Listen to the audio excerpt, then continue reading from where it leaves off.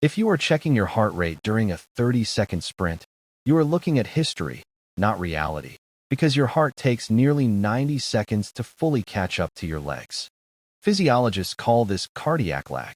When you surge, your muscles use stored energy first, and oxygen demand trails behind. For any interval under 2 minutes, pace and effort are king.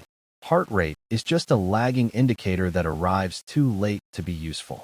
Then there is the issue of technical terrain. On steep downhills or rocky trails, your heart rate spikes from adrenaline and focus, not just metabolic effort. Staring at your wrist here creates a disconnect between your brain and your footing, making you slower and less safe. Extreme cold is another data killer.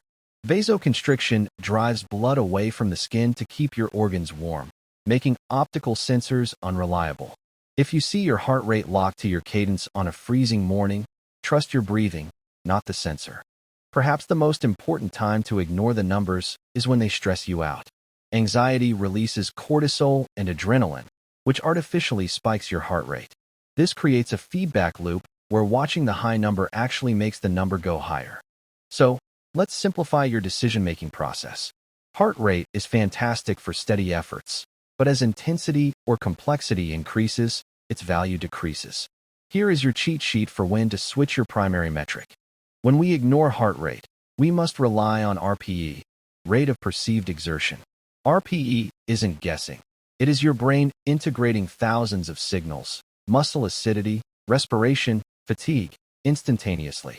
It captures the actual cost of the work being done right now. Remember, metrics are tools, not masters. If the data contradicts how you clearly feel, like showing zone 5 when you can speak in full sentences, the machine is wrong, not your body. Don't let a glitch dictate your confidence.